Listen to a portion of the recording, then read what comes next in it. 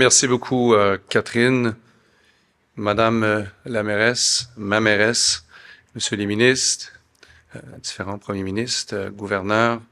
Bienvenue à cette édition spéciale de la conférence de Montréal. It's the 30th anniversary of the Conférence de Montréal that was established 30 years ago by our founding chairman, Gilles Rémillard, and by Mr. Paul Desmarais, Sr. From this inception of the Conférence de Montréal arrive 5 other conferences. We have the Toronto Global Forum, we have the World Strategic Forum in Miami, we have the Conférence de Paris, the LATAM Forum in Buenos Aires, and the Phoenix Global Forum and many other ventures in consulting and air organization in the world. Merci à tous nos partenaires pour cette édition. Merci à notre partenaire présentateur, Power Corporation du Canada. Merci à tous nos conférenciers qui ont accepté de se joindre à nous pour cette édition particulière de la Conférence de Montréal. Thank you, a special thank you to the Desmarais family. Hélène Desmarais is with us today. Thank you for the support since day one for this great venture. And so on behalf of the entire team at the IEFA, on behalf of the chair of our Board of Governors, Mr. Paul Desmarais Jr., on behalf of our founding chairman, Gilles Rémillard, our CFO, Marie Dupont, Frank Holder, thank you. And I hope this will be a productive conference. Welcome to Montreal for those coming from abroad. It's a wonderful city. Eat in Montreal, shop in Montreal, buy a property in Montreal.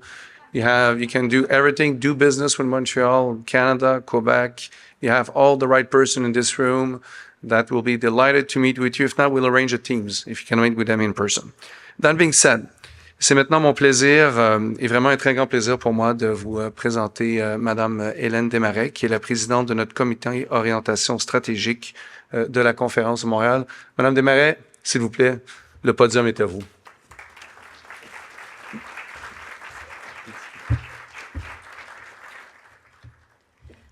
Bonjour à tous et à toutes. Je vous souhaite la bienvenue à la 30e édition de la Conférence de Montréal. En cette année spéciale, nous célébrons les 30 ans de la conférence, événement emblématique du Forum économique international des Amériques. 30 années de liens solides établis entre les acteurs économiques, 30 années d'opportunités d'affaires créées pour nos participants, 30 années qui nous ont permis de nous retrouver à nouveau ici aujourd'hui à Montréal, ville des Amériques et ville internationale. Cette édition particulière célèbre l'héritage de dialogues influents sur les questions cruciales de notre époque. This year's conference theme, Leading in an Accelerating World, highlights the complexity of assuming a leadership role in an uncertain world amidst a disrupted global landscape. As artificial intelligence, the resurgence of nationalism, climate change, and inflationary episode have disrupted global dynamics, we are convinced that opportunities can arise from these new challenges. Your meaningful presence here today, coming from all continents and bringing your unique approaches and culture is part of the response to these new challenges. For all these reasons, and especially for your loyalty on this special day, we wanted to thank you warmly. J'aimerais également profiter de cette occasion pour remercier M. Gilles Rémillard pour cette vision qu'il a eue il y a 30 ans de faire de Montréal une ville qui compte sur l'échiquier international. Cet anniversaire témoigne de son héritage pérenne et de son engagement inébranlable à favoriser le dialogue et le progrès à l'échelle mondiale. Merci Gilles.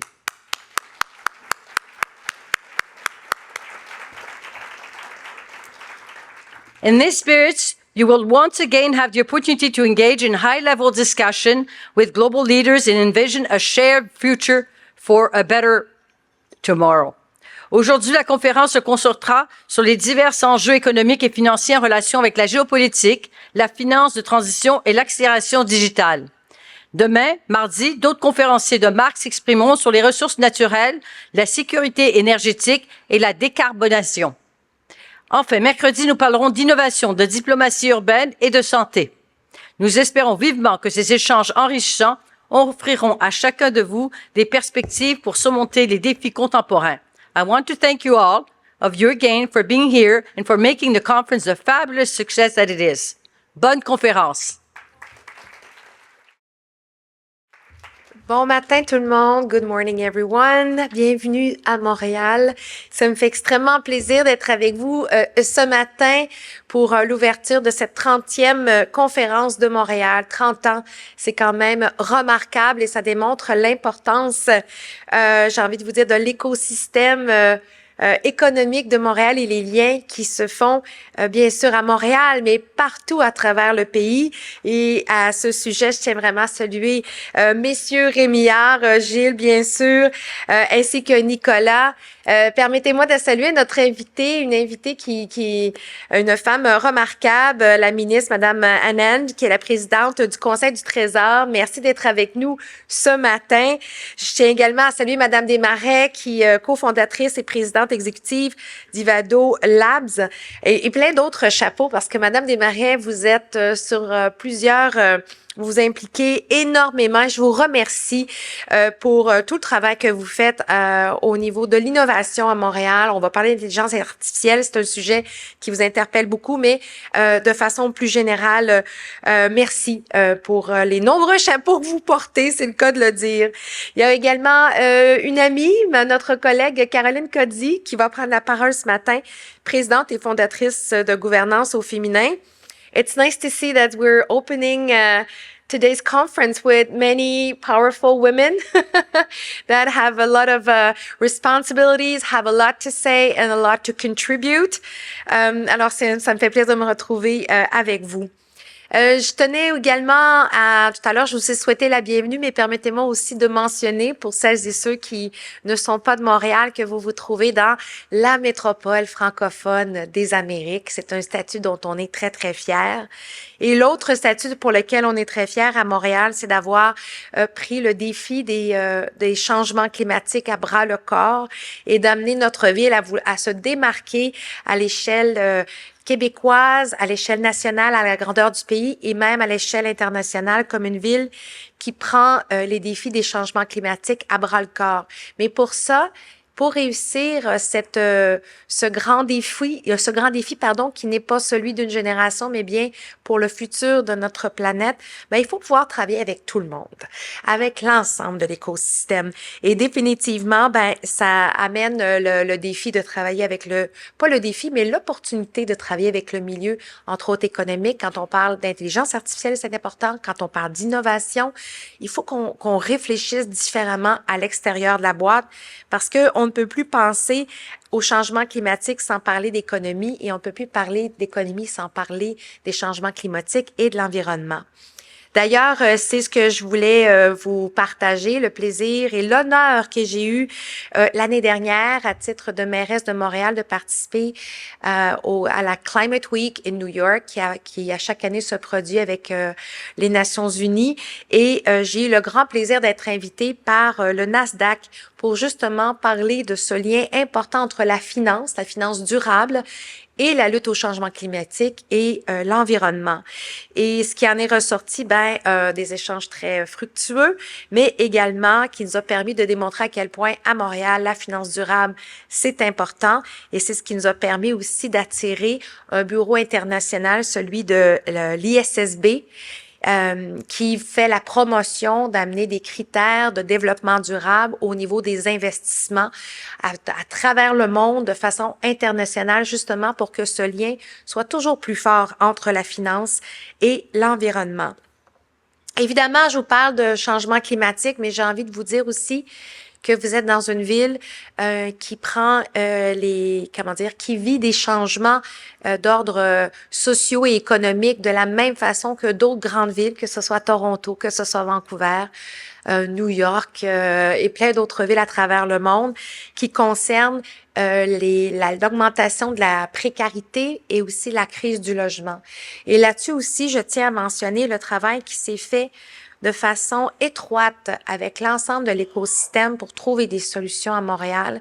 Parce que quand on réussit, entre autres, à loger les gens, que ce soit de la classe moyenne ou des plus vulnérables, nécessairement, c'est l'ensemble de l'écosystème, c'est l'ensemble de la population qui en profite.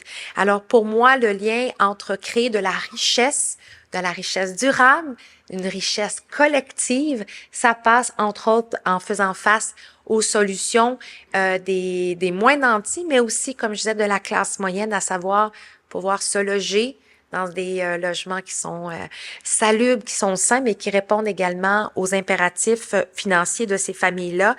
Parce qu'à Montréal, vous savez, on a la chance d'être une ville qui est consulaire. Je le répète souvent, Montréal, on a le plus grand corps consulaire après New York et Washington. Ensuite, on est une ville portuaire, bien sûr, un grand port qui est l'entrée du fleuve Saint-Laurent qui nous mène jusqu'au Grand Lac. Mais on est aussi une ville universitaire importante, la deuxième plus importante après Boston en Amérique du Nord. C'est des chapeaux dont on est fier. C'est un rôle économique, entre autres, et c'est un rôle qui nous amène à avoir des talents quand on parle d'une ville universitaire, des talents qui vont servir à des secteurs de pointe dont certains, vous êtes ici, que vous représentez, mais aussi comment est-ce qu'on amène des talents, on amène de la main-d'œuvre qualifiée dans des secteurs. Ben, une ville universitaire comme Montréal, joue ce rôle-là. Alors, ce que j'ai envie de vous dire en terminant, parce que j'ai envie de vous laisser de la place aux échanges sur 3 jours qui seront fructueux, c'est que sachez que nous sommes toujours à l'affût de ce qui se passe à la conférence de Montréal. Il y a beaucoup de talents, il y a beaucoup d'idées, et c'est ce qui nous nourrit ensuite à la ville de Montréal pour pouvoir continuer à réfléchir à l'extérieur de la boîte, encore une fois, pour positionner Montréal comme la métropole du Québec, la deuxième plus grande ville au pays, une ville qui se démarque à travers les Amériques et au niveau international, et qu'on le fasse d'une façon qui est unique à qui nous sommes, une grande ville à échelle humaine, ready to do business, loving to do business with everyone, et qui en même temps met de l'avant des qualités et des valeurs d'une ville verte, inclusive, dynamique. Et là-dessus, ben, j'ai besoin de toutes vos idées. So I hope you're going to have a fantastic 3 days of conferences. And as Monsieur Rémillard disait, please enjoy all the boutiques, the great restaurant. We have a great food scene in Montreal. And hopefully you enjoy the city as, you know, with everything that it has to offer. Merci beaucoup et je vous souhaite une excellente conférence. Merci. Bonjour tout le monde et hello everybody. Je suis Anita, Anand, la présidente du Conseil du Trésor au gouvernement fédéral. And I just wanted to say thank you so much for having me here today, and I'd like to acknowledge the honored guests in the room and obviously the organizers and the amazing Carolyn Codsi, who's going to be leading the discussion. But before we begin, I just I'm going to offer a few remarks. And premièrement, c'est un grand plaisir pour moi d'être ici à Montréal, de parler avec vous ce matin. Ça, c'est un centre d'entreprise de beaucoup de secteurs, par exemple la télécommunication, par exemple, et aussi l'industrie aérospatiale, et aussi les ingénieurs qui sont ici avec nous aujourd'hui. Et je tiens à féliciter le Forum économique international des Amériques pour 3 décennies de dévouement à faire progresser les pays.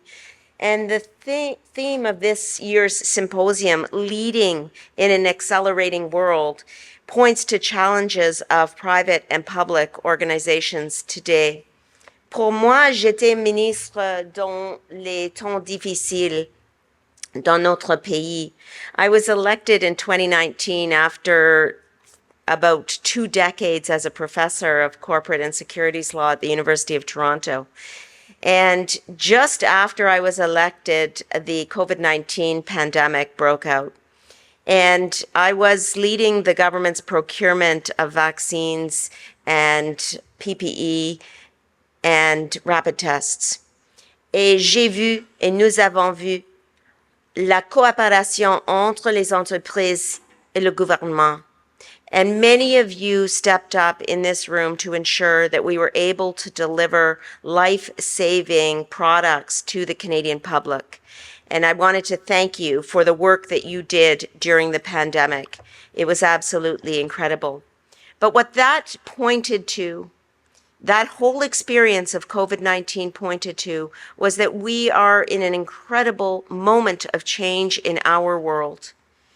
it is not only that we are recovering from that once-in-a-lifetime pandemic, but what we saw is economic challenges emerging as well. Les chaînes d'approvisionnement sont très constrictées aussi. Et on doit continuer d'examiner comment est-ce que nous pouvons coopérer ensemble pour améliorer la situation économique dans notre monde, pour notre population et aussi pour le monde entier. Now, after procurement, I became the Minister of National Defense. Et aussi, c'était un temps extraordinaire dans notre monde parce que nous avons coopéré pour livrer l'équipement militaire à l'Ukraine et nous continuons de faire ça. And I want to again thank many of you in this room who cooperated and reached agreements with the federal government so that we could continue to deliver military aid to Ukraine. And now at the helm of the Treasury Board, I am overseeing about $450 billion of spend every single year. Et c'est crucial d'être un exemple pour les entreprises, pour continuer de livrer notre économie, mais pas seulement avec les entreprises larges, c'est avec toutes les entreprises dans notre économie. And I want to say for one moment before our conversation on stage that the work that the Treasury Board of Canada is doing is large in terms of the risk analysis and the accountability mechanisms that we need to employ in overseeing $450 billion per year, but also the example that we set in different areas. And I want to point to three such areas. First, in terms of regulatory modernization, we are in an area where legislation over decades, not just the 3 decades of this incredible conference, but decades and decades of legislation and red tape that have increased in number. At the Treasury Board, my job and my goal is to reduce red tape for Canadian businesses, not just in our country, not just in terms of interprovincial barriers to trade, but also with our key trading partner, the United States.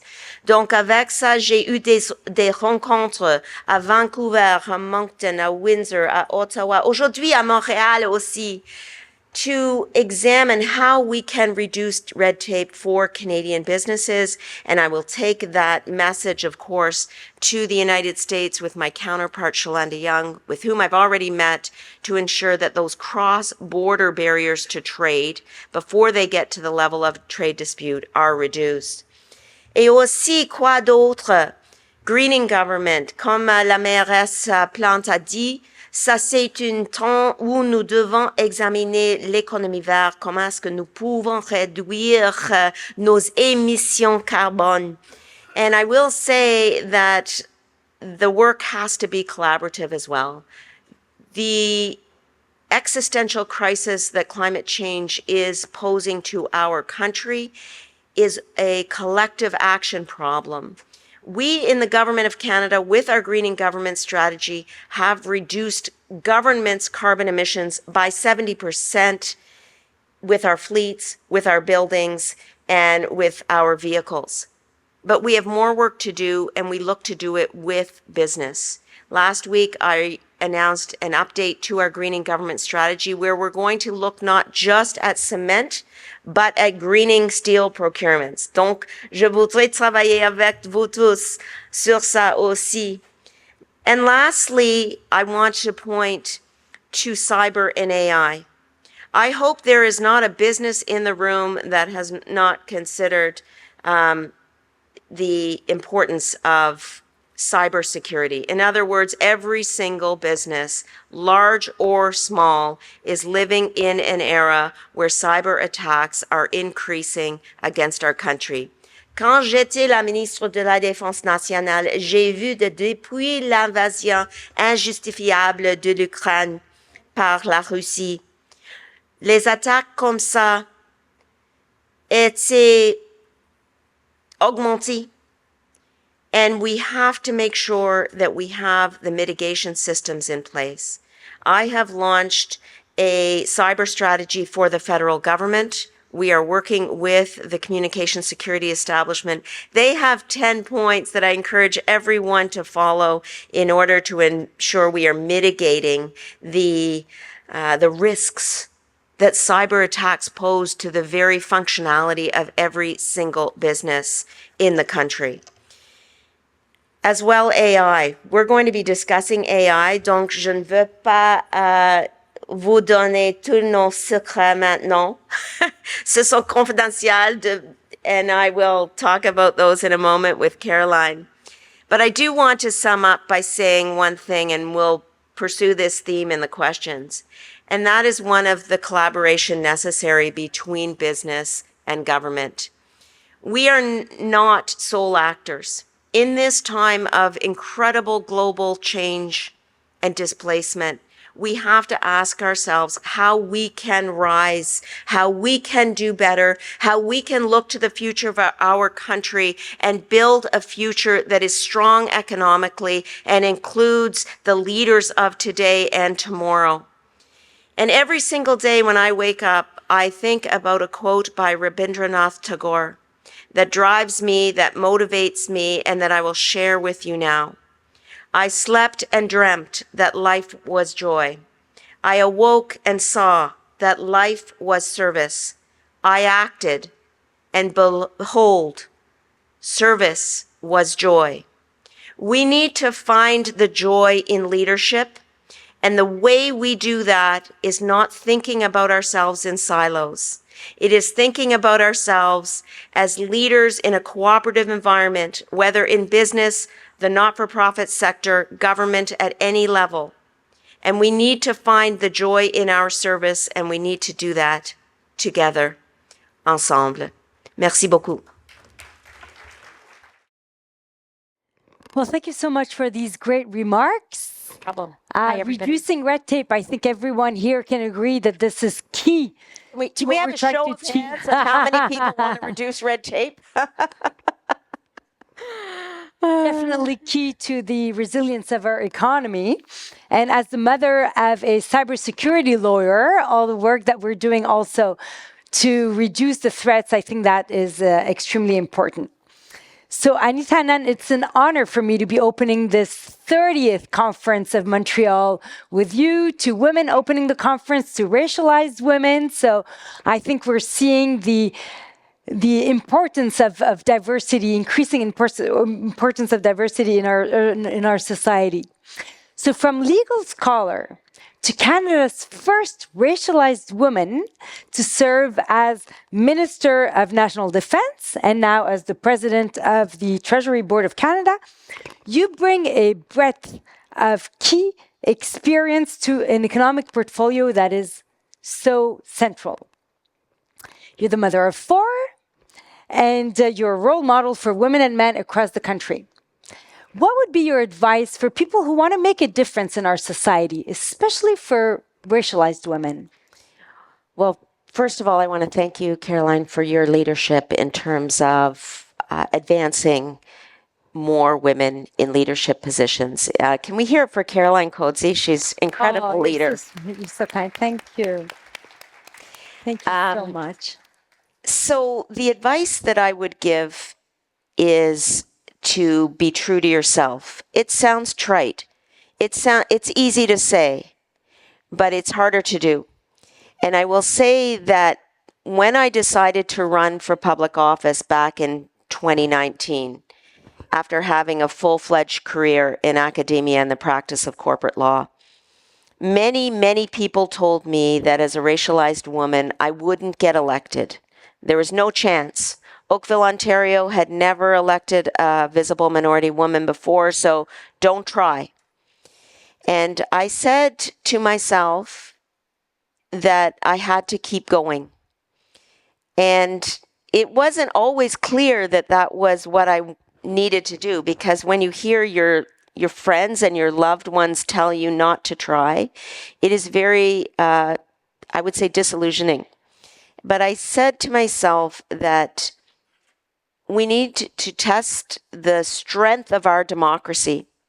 And the way you test the strength of your democracy is to pursue the vision that you have, not only for yourself, but your town and your country.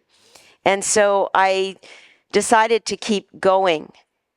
And I think that message, keep going, it's one that my mother, who is not with us and never saw me elected, would agree with, because she said it to me all the time. But test the strength of our system, test the strength of our democracy by pursuing your own dreams. Because if I had said, okay, I'm not trying, guys, what message does that send to our youth? Yes, I have 4 kids, but it is a message that we're sending to our youth as a whole if we tell them not to pursue their vision or their dreams. And so I appreciated the love and affection that people came to me with when they said, don't bother running because you won't get elected. But by the same token, you have to look inside yourself and you have to say to yourself, je peux le faire. I can do it. And I think that's a message that you, Caroline, you yourself echo. Extremely important. So you actually followed your gut feeling, your intuition, and it served you right.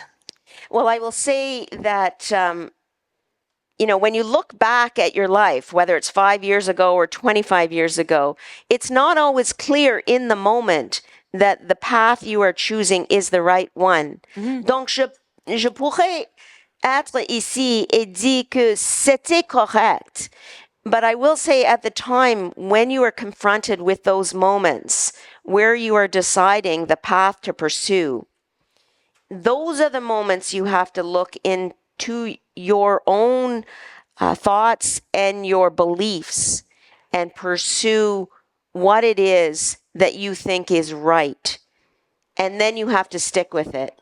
Right. And the third thing I'll say, and you would agree, is you really need people to believe in you. And the one person that has believed in me is my husband, who will break down any barriers to make sure that I'm okay. And he did that over the last, 30 years since we've been married, but certainly 5 years. And he's not in the room, by the way, so if anybody wants to embarrass him and tell him, go ahead. Alors, le thème de la conférence, c'est les changements. Je pense qu'on est dans une période de changement rapide, de changement profond, comme on n'a jamais vu dans le passé. Avec l'émergence de nombreuses crises globales, on pense à la pandémie, on pense aux crises géopolitiques, on pense évidemment aussi aux guerres commerciales. Il y a eu beaucoup de changements au niveau de la dynamique économique mondiale. On a connu une mondialisation qui est en train de laisser place de plus en plus à un nationalisme économique.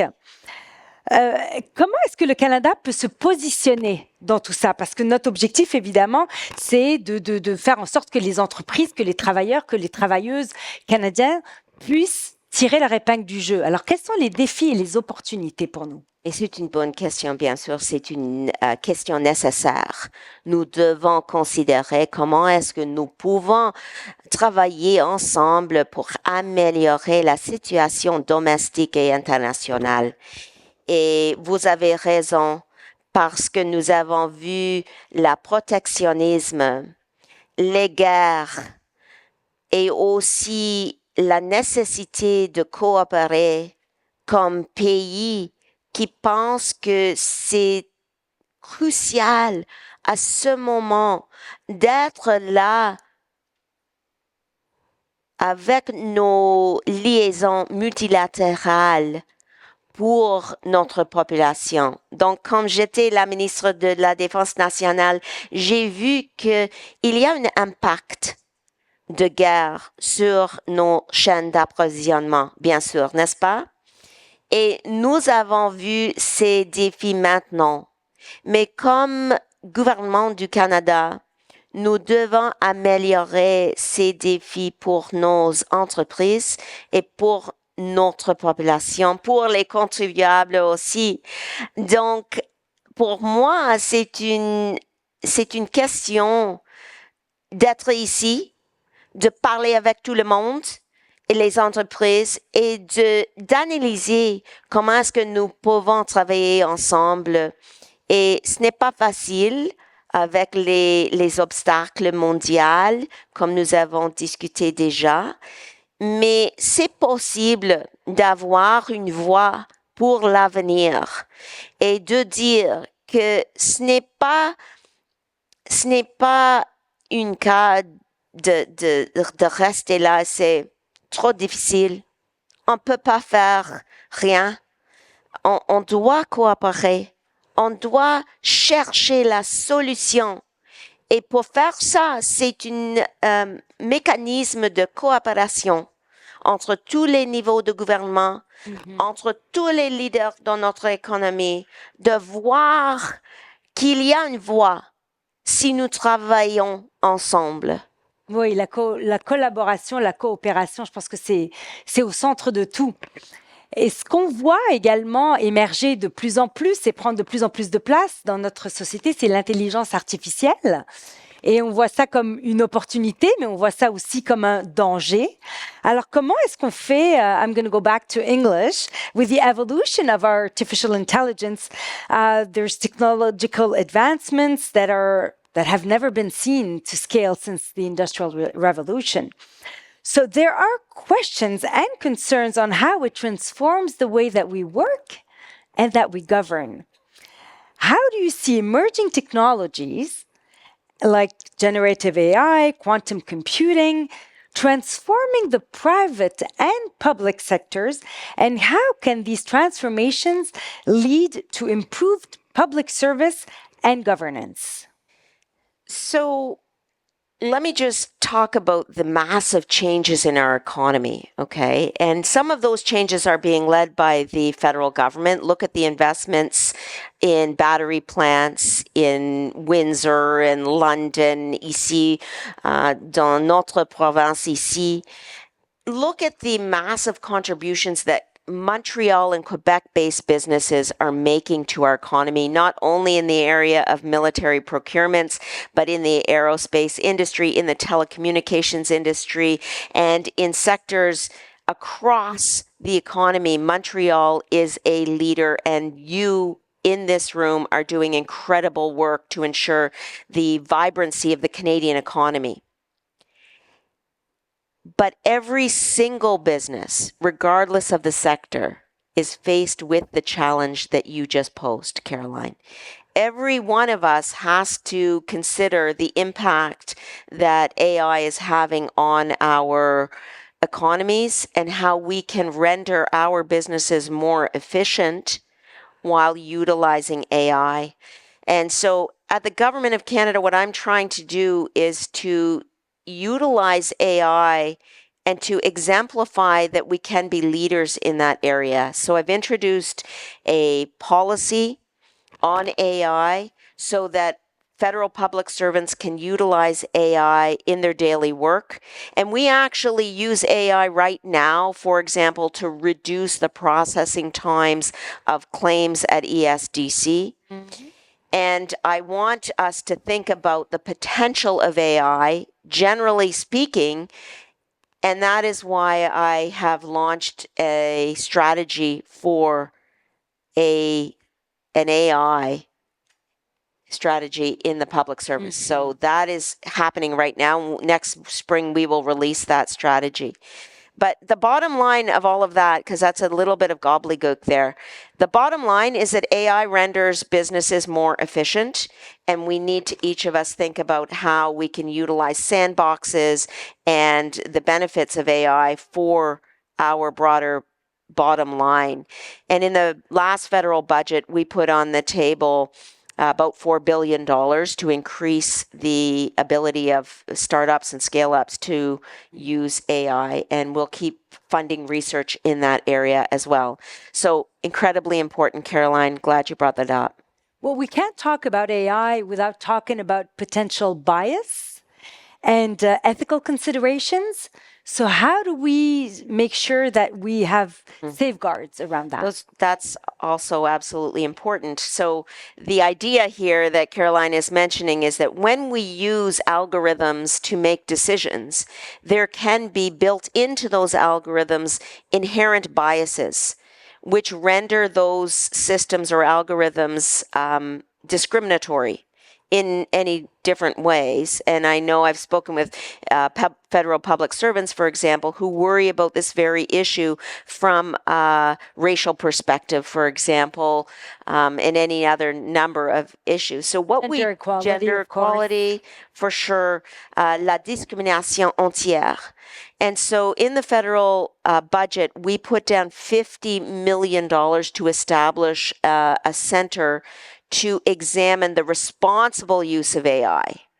So it can't just be AI alone. AI in its use has to be done responsibly and ethically. And so that's going to ensure that we bring both of these strands together, the efficiencies of AI together with ensuring that it is not discriminatory or biased in its decision making. I read an interesting quote from an author who said, I want AI to do my laundry and dishes so that I can do my art and writing, not that AI does my art and writing so that I can do my laundry and dishes. So I thought that was interesting.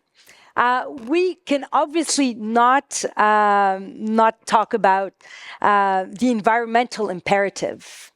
So just as economic transformations have been accelerated, so has the economic imperative. What role can governments play in sustaining momentum in the fight against climate change? And how can emerging technologies be leveraged and help us balance economic growth with environmental protection? Donc, on doit considérer que ce n'est pas deux voies, c'est une voie, l'économie et l'environnement. Et comment est-ce que nous pouvons avoir et réussir avec notre économie et aussi d'avoir les politiques pour l'environnement vert.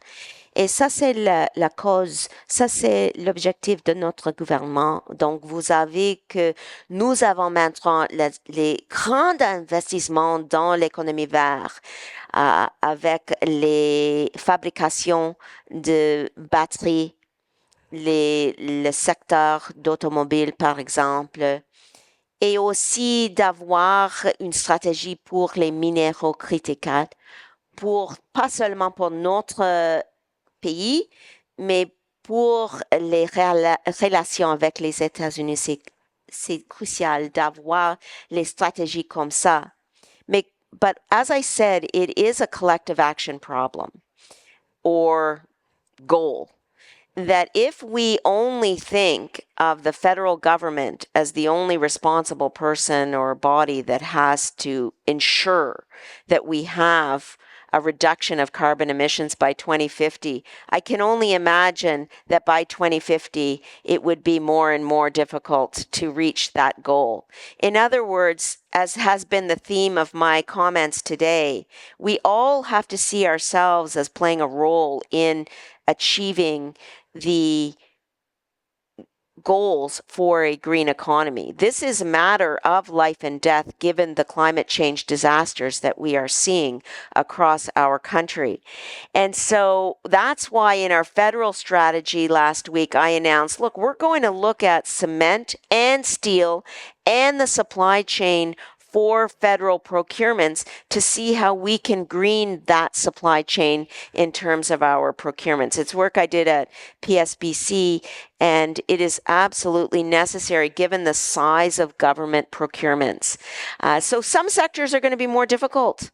You know, at D&D, I saw how difficult it is to green a supply chain for our national security when we need to make sure that we have NORAD modernization and our contributions to NATO intact. But it is not impossible, and we need to work together to get there. Mm-hmm. Well, I have a challenge for you. We only have 30 seconds left, and a very important question, key. What is your vision for the future in terms of technology, economy, and society? How can Canada lead in creating a balanced and inclusive future? So that is a very hard question to answer in 0 seconds. But I will, I will say that the challenge of the future is to ensure that we don't see ourselves as lone wolves in a vast frontier. We are seeing perhaps one of the most fractured moments, not only in political life in our country, but across our country in various areas. And Canadians need us as leaders to figure it out, how to cooperate together, how to get along. I thought when I entered the political domain that I would be able to elevate political discourse so that it was not throwing ad hominem attacks across the aisle. I thought that I could contribute to ensuring that we have professional discourse about policy without criticizing each other unnecessarily.